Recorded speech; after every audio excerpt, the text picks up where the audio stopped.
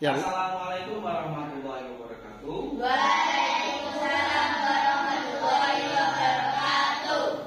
Anak-anak yang berbahagia, bagaimana kabar kalian hari ini? Jalan. Alhamdulillah. Semoga kalian tetap dalam keadaan sehat dan dalam lindungan Allah Subhanahu wa Ta'ala.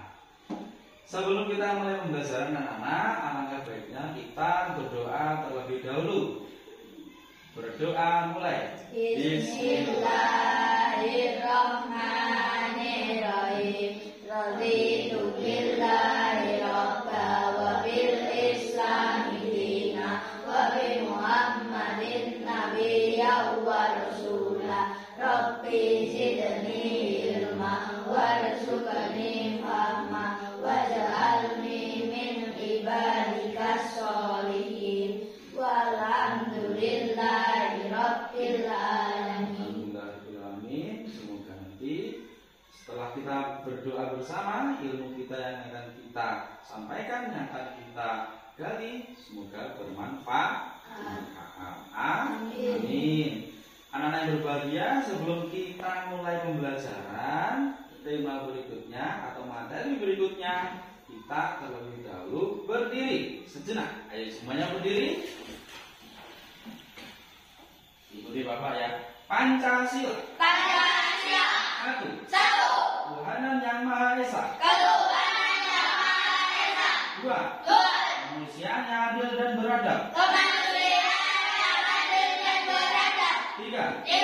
Persatuan Indonesia. Persatuan Indonesia. Empat. Kerakyatan yang dipimpin oleh hikmat. Kerakyatan yang dipimpin oleh hikmat. Kebijaksanaan dalam permusyawaratan perwakilan. Kebijaksanaan dalam permusyawaratan perwakilan. Lima. Keadilan sosial bagi seluruh rakyat Indonesia. Keadilan sosial bagi seluruh rakyat Indonesia. Silakan duduk kembali. Jadi itu tadi adalah penguatan profil Pancasila yang akan kita tekankan setiap hari. Wujud kita mencintai negara kita, Kesatuan Republik Indonesia. Baik anak-anak, sebelum kita lanjut ke materi berikutnya, saya akan bertanya kepada anak-anak, apakah kalian tadi malam sudah mulai belajar? Sudah, Pak. Nah, materi kita kali ini apa anak-anak? Tentang kita. Iya betul sekali. Kita akan melanjutkan setelah kita materi yang dulu selesai, kita lanjut ke materi sekarang, yaitu mengenai tentang kita. Jadi anak-anak, sebelum kita mulai, silakan siapkan buku kalian. Bukunya dilihat, kita buka bab 1 mengenai hitam. Nah, anak-anak, sebelum Bapak jelaskan semuanya, marilah kita lihat tayangan yang ada di depan ini berupa slideshow yang sudah Bapak siapkan. Coba kalian amati yang di depan ini. Jadi tujuan pembelajaran kita hari ini yang pertama adalah siswa mampu merumuskan dan menjelaskan pengertian serta dasar hukum hitam. Yang kedua, menggali informasi tentang hitam sebagai syarat syariat Islam. Kemudian siswa mampu menguraikan proses pelaksanaan hitam bagi anak laki-laki. Kemudian siswa mampu merancang cerita pengalaman pelaksanaan hitam bagi yang sudah berhitam sebagai motivasi teman yang lain. Selanjutnya, siswa mampu menaikkan usia pelaksanaan hitam yang dianjurkan dengan benar. Siswa mampu menganalisis tentang penentuan hitam dengan benar. Itulah tadi tujuan pembelajaran kita hari ini. Baik anak-anak, coba amati yang ada di depan. Coba amati, kalian lihat. Gambar apa itu anak-anak? Anak yang sedang hitam. Anak yang sedang hitam. Saya tanya Tori, Rik, itu gambar apa Rik? Anak yang sedang hitam. Dendi, gambar apa Di? Anak yang sedang hitam. Zakir, ini yang melaksanakan hitam bapak-bapak apa Pak Dokter? Pak Dokter, betul sekali. Kalau kita lihat di gambar yang ada di depan ini adalah pelaksanaan hitam yang dilaksanakan oleh para medis, oleh para dokter. Nah, coba kita lihat, ini adalah anak usia sekitar 7-10 tahun sedang melaksanakan hitan. Kita lanjut lagi. Tahukah kalian ya bahwa Islam itu adalah agama yang sangat mencintai yang namanya kebersihan. Salah satu yang kita bahas kebersihan kali ini dengan cara membersihkan diri yaitu berupa berkhitan. Ya, betul sekali. Jadi ada syariat Islam yang harus dilaksanakan oleh semua Islam laki-laki. Salah satunya yaitu apa? Khitan. Apa? Khitan.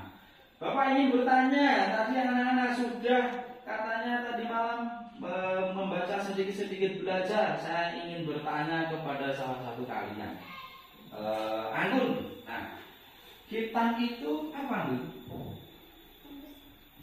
Ya, Anggun mengutarakan yaitu membersihkan. Jidan apa dan? Memotong sebagian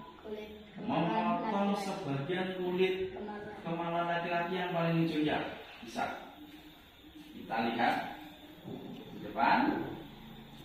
Pengertian khitan, ya, pengertian khitan menurut bahasa berasal dari bahasa Arab yaitu khotana yang artinya adalah memotong. Apa Pak yang dipotong Pak? Apakah kukunya Pak? Apakah tangannya Pak? Apakah kakinya? Apa kira-kira?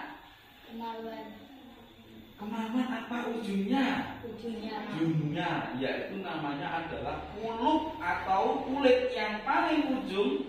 Itu tempat bersarangnya kotoran. Kotoran itu hasil dari apa? Jadi hasil dari air seni atau air kencing yang dikeluarkan ketika kita melaksanakan buang air kecil atau kita di kamar mandi, itu tertinggal di sana. Itu yang harus dibersihkan. Jadi khotana artinya adalah memotong. Maksudnya yang dipotong itu anak-anak adalah kulitnya atau kulit paling luar dari organ atau limbnya laki-laki yang paling ujung itu dipotong. Tujuannya untuk membersihkan. Kita lanjut.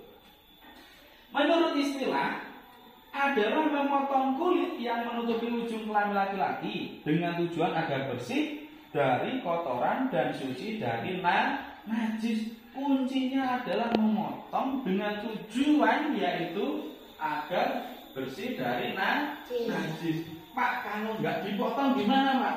Hanya dikilongi sedikit saja? Tidak boleh, karena Pak syariatnya harus dipotong dan dilaksanakan khitan.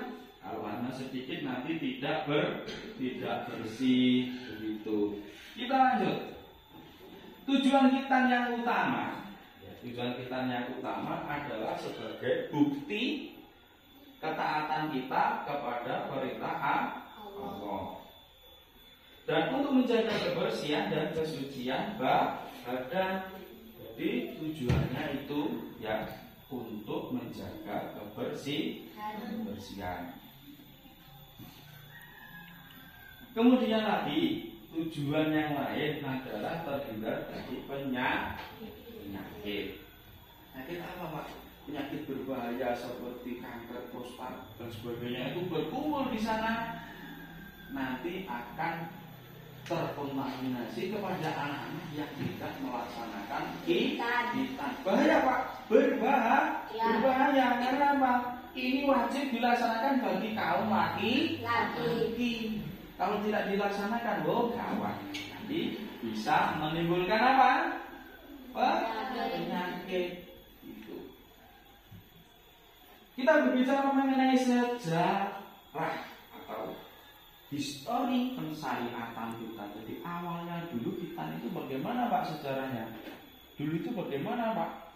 Kok bisa kita sebagai orang laki-laki diwajibkan khitan? Nah, apakah kalian sudah membaca apa yang menjadi dasar di syariatnya khitan? Coba kita lihat. Nah, sejarah persyaratan hitam, perintah hitam pertama kali ya ditujukan kepada Nabi Ibrahim alaihissalam. Pada saat itu usia Nabi Ibrahim kurang dari 80 tahun. Beliau melaksanakan perintahnya dengan sabar. Pak, apakah Nabi Ibrahim usia 80 tahun itu melaksanakan hitam kesakitan, Pak? Ya mungkin kesakitan karena apa? Usia 80 tahun itu sudah tua apa masih muda? Sudah tua. Kalau sudah tua pasti ketika melaksanakan juga akan merasakan sakit. Apalagi dulu belum ada yang namanya obat anti nyeri, kemudian lagi suntik dari dokter yang namanya bius. Betul sekali. Nah, itu belum ada, jadi dilaksanakan secara tradisional. Nah, kita tidak tahu prosesnya dulu bagaimana, tapi ini karena perintah Allah, jadi dilaksanakan. Nabi Ibrahim itu melaksanakan. Lanjut. Hukum pelaksanaan hitam bagi laki-laki adalah wajib, sedangkan kita bagi perempuan adalah suatu kemuliaan. Jadi untuk anak laki-laki ini wajib melaksanakan hitam. Pak, kalau tidak melaksanakan, Pak, ya dosa. Karena apa? Kita sudah tidak wajib kudu hitam. Kenapa? Kalau nggak hitam gimana, Pak? Ya nanti akan merugikan diri sendiri. Yang pertama, kita nanti akan terkena penyakit-penyakit yang berhubungan dengan organ, kemudian terkena virus, bakteri dan sebagainya yang nanti pasti akan merugikan yang namanya kesehatan. Oke, kita lanjut, Nana. Dalam hadis Rasulullah SAW, Allahumma sholli alaihi, la yuqbalullahu sholata bighairi tahurin. Artinya Allah tidak akan menerima sholat yang tidak dengan bersuci. Lah ini kita sholat wajib sehari berapa kali? 5 kali. Kalau misalkan syaratnya itu harus dengan bersuci, karena kita sebagai kaum laki-laki atau anak-anak ini tidak melaksanakan hitam, berarti kita tetap membawa yang namanya najis. Berarti sholatmu kira-kira sah apa enggak?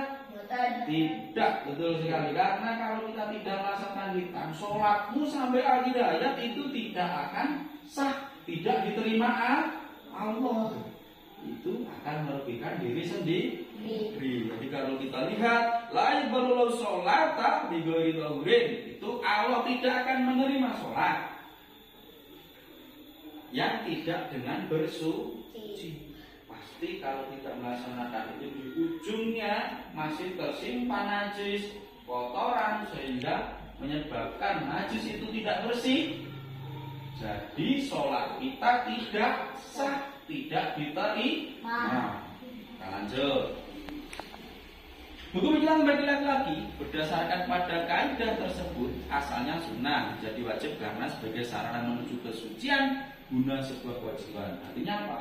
Dulu itu disunahkan, ya, kemudian diwajibkan, begitu.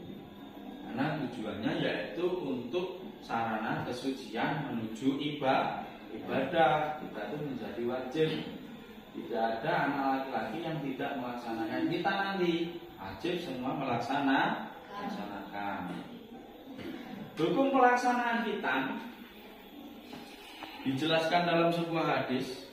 Nabi sallallahu alaihi wasallam qala al-khitanu sunnatu lirrajali wa karamatul linnisa'i. Rasulullah bersabda, khitan itu adalah ketetapan bagi laki-laki dan dimuliakan bagi perempuan. Maksudnya bagaimana, Bapak, anak-anak? Khitan ini sebenarnya dalam konteks ini wajib dan diharuskan oleh Allah kepada kaum laki-laki. Kalau untuk anak perempuan, Pak, kalau untuk anak perempuan melaksanakan itu adalah suatu kemuliaan. Nah, jadi yang diwajibkan dan ditekankan di sini anak-anak adalah anak laki-laki. Anak laki-laki itu wajib, tidak boleh ditoleransi lagi. Ya, paham? Lanjut. Usia pelaksanaan hitam. Nah, jadi begini. Waktu mustajab yaitu waktu sunnah adalah waktu sebelum balik. Pada saat anak usia 7 tahun, waktu wajib khitan yaitu waktu pada saat anak balik, karena pada situlah seorang anak mulai diwajibkan sholat. Khitan itu yang wajib atau waktu-waktu yang dimustajabkan atau disunahkan adalah di bawah usia 10 tahun. Dalam tanda konteks di sini berusia 7 tahun. Itu anak-anak sudah mulai disunahkan atau dianjurkan untuk melaksanakan khitan. Tapi kalau misalkan dari kecil, Pak, dari usia seperti anak yang sudah melaksanakan misalnya sebelum 1 tahun boleh, Pak? Boleh. Karena apa? Dokter itu selalu menganjurkan lebih cepat, lebih baik. Usia pelaksanaan khitan yang dianjurkan adalah usia 7 tahun, sedangkan di bawah 10 tahun itu dikategorikan dalam usia yang sangat baik. Pak, kalau di atasnya, Pak, misalkan ketakutan, disuntik takut, dengan gunting takut, melihat Pak dokter seperti melihat harimau misalkan ya, kemudian ketika ketemu dokter itu takut, akhirnya sampai usia 13 tahun belum khitan, Pak. Itu bagaimana, Pak? Nah, tetap kita menguatkan mental, kemudian lagi menekapkan atau istilahnya ya dalam tanda kutip itu adalah memberanikan diri untuk melaksanakan khitan, karena Pak ini sebuah kewajiban. Kalau tidak melaksanakan khitan nanti akan kita rugi sendiri. Lanjut. Nah, hendaknya dilaksanakan sebelum balik agar ketika usia balik semua ibadah yang mereka lakukan bisa dilaksanakan secara sempurna. Jadi ibadah kita nanti kalau dilaksanakan secara sempurna, salah satunya yaitu kita harus lepas dari yang namanya najis dalam konteks ini. Jadi anak-anak melaksanakan khitan terlebih dahulu. Usia balik itu anak laki-laki setelah 10 tahun mulai balik. Kalau balik berarti sudah wajib melaksanakan sholat. Kalau sholatnya itu anak-anak belum berkhitan sedangkan sudah balik, apakah nanti diterima? Tidak, karena masih membawa najis atau kotoran. Padahal itu menjadi salah satunya sholat.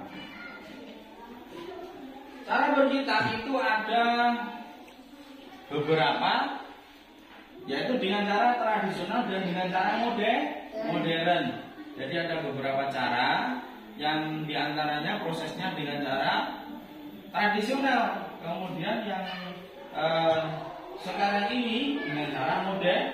Dan kalau tradisional dulu, Pak, kita ke mantri, kemudian diproses hitam, dipotong dan seterusnya. Habis itu sudah. Kalau sekarang menggunakan teknologi baru yang namanya laser, itu tinggal ditarik, bisa disuntik pakai laser sudah. Sembuhnya juga sangat cepat, tidak ada rasa sakit, hanya berbau seperti gosong kebakar apa ya. Kalau pakai laser, karena laser itu berlistrik, panas itu geletok. Nah itu nanti tidak sakit seperti yang tradisional dulu, karena obatnya sekarang itu sudah canggih-canggih, antibiusnya, antisakitnya, nah itu sudah sangat bagus, tidak seperti dulu. Dulu itu tidak ada. Kalau dulu itu pakai hanya obat nyerinya orang zaman dulu, jadi hanya beberapa jamu-jamuan dari beberapa tumbuhan itu untuk anti nyeri dan antibiotik. Kalau sekarang sudah semuanya serba modern. Hikmah khitan yang pertama adalah melatih kepatuhan kita kepada Allah.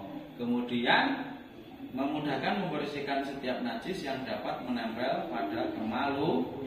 Nah, itu adalah beberapa hikmah khitan ditinjau dari segi agama. Dari segi kesehatan, anak-anak Pasti sudah tahu karena apa? Di antaranya adalah menjaga kebersihan, menghindari yang namanya kanker prostat, kemudian lagi menghindari penyakit AIDS, menghindari infeksi ginjal dan kandung kemih, kemudian lagi penyumbang bakteri baik. Kenapa Pak bakteri baik penyumbang? Ya, karena dengan kita itu kita akan memotivasi diri dengan selalu beribadah. Bakteri-bakteri jahat sudah hilang semua. Efeknya adalah kembali kepada kita karena kita sudah terhindar dari najis. Ibadah kita nanti diterima. Ini adalah satu penguatan kepada kita semua bahwa kita itu hukumnya wajib untuk anak laki-laki. Dalam surat Al-Baqarah 222 itu ditekankan bahwa sungguh Allah mencintai orang-orang yang bertobat dan orang-orang yang menyucikan diri. Ayatnya berbunyi innallaha yuhibbut tawwabina wa yuhibbul mutatahhirin. Nah, itu tadi adalah beberapa penyampaian tentang materi mengenai hitam. Nah, pastinya anak-anak ada yang belum paham atau mungkin ingin ditanyakan kepada saya mengenai hitam. Siapa yang ingin bertanya mengenai hitam? Bagi yang belum paham, silakan angkat tangan. Oh, Zidan ada lagi? Aguna, dari Zidan dulu. Zidan, apa boleh Pak? Hitam di atas usia 10 tahun. Satu pertanyaan. Kemudian Anggun, apa manfaat hitam? Ya, kita akan jawab bersama ya anak-anak. Yang pertama adalah apakah boleh Pak hitam itu usianya di atas 10 atau 11 tahun? Jadi jawabannya boleh. Tetapi yang dianjurkan adalah usia 7 tahun. Yang dianjurkan adalah usia di bawah 10 tahun. Jadi misalkan ada nanti dalam satu kelas ini misalkan Dendi, nah misalkan, atau nanti Tori atau Zakir, nah nanti usia kitanya 13 tahun Pak. Karena apa? Karena ketakutan Pak melihat dokter. Pedih Pak, dipotong, dicincang, nah sama dicincang, ya begitu ya. Kalian takut, nah nanti siap menguatkan mental, kemudian memotivasi diri untuk segera melaksanakan hitam. Kemudian hikmahnya melaksanakan hitam atau manfaatnya, yaitu yang pertama, sholatnya atau ibadahnya diterima oleh Allah. Karena apa? Ketika kita selesai buang air kecil misalkan, kemudian kita bersihkan, kemudian sudah terhindar dari najis, kita berwudu, kita beribadah, ibadah kita diterima oleh Allah, begitu. Nah, itulah tadi beberapa penyampaian tentang hitam. Nah, semoga nanti anak-anak bisa mengambil beberapa manfaat dari yang kita sampaikan. Tentunya mengenai hitam ini menjadi anjuran untuk anak laki-laki. Apakah kalian sudah ada yang pernah berhitam? Apa? Sudah Pak? Usia berapa Pak waktu itu Pak? 8 tahun. Usia 8 tahun. Kapan waktu itu usia 8 tahun sudah melaksanakan hitam? Luar biasa. Kasih tepuk tangan. Usia 8 tahun sudah pernah melaksanakan hitam. Ini menjadi motivasi untuk anak laki-laki yang lain, untuk teman-teman yang lain, bahwa hitam itu harus segera dilaksanakan sebelum usia 10 tahun. Rata-rata anak-anak itu di kelas 6 atau kelas 6 lebih baru melaksanakan hitam. Tapi sebaiknya segera, usia 7 sampai 8 tahun segera. Gitu. Nah, anak-anak, saya akan kasih sedikit tugas project untuk anak-anak. Ini berkaitan dengan kita tadi. Ini akan saya bagikan satu batu nanti berkelompok 2 anak, ya. Tulislah 2 saja.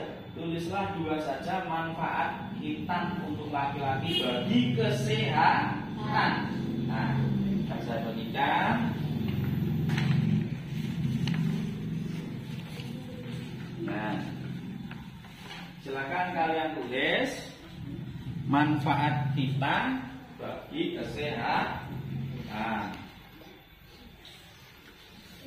2 saja, jadi cukup ditulis 2 saja.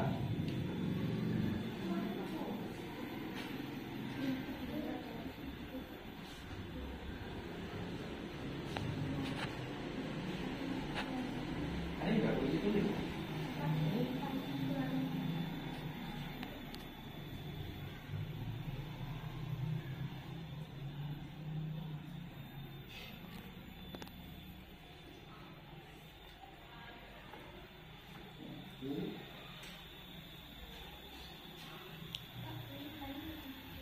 Ya, di situ sudah.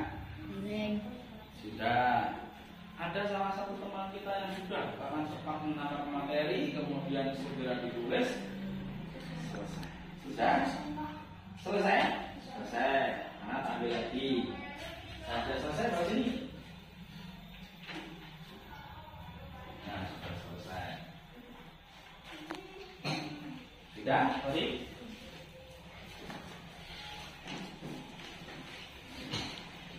Kita refleksi sedikit. Manfaat. Jadi ada manfaat yang kalian sampaikan di tugas ini. Adalah yang pertama, terhindar dari penyakit dan virus. Betul. Jadi terhindar dari penyakit dan virus. Kemudian lagi terhindar dari bakteri. Betul sekali. Kemudian lagi terhindar dari penyakit kanker. Betul sekali. Kemudian terhindar dari najis. Nah, ini betul sekali. Kemudian ibadahnya diterima. Betul sekali. Tapi lebih ke arah kesehatan adalah terhindar dari penyakit. Nah, alhamdulillah rabbil alamin, itu tadi adalah beberapa penyampaian materi tentang hitan. Semoga untuk anak laki-laki ini yang belum segera melaksanakan. Dan untuk anak-anak yang sudah dalam kelas ini, terutama Alvan, lebih sering memotivasi temannya untuk agar segera melaksanakan hitan. Jadi anak-anak, alhamdulillah rabbil alamin, untuk materi kesempatan kali ini sudah selesai.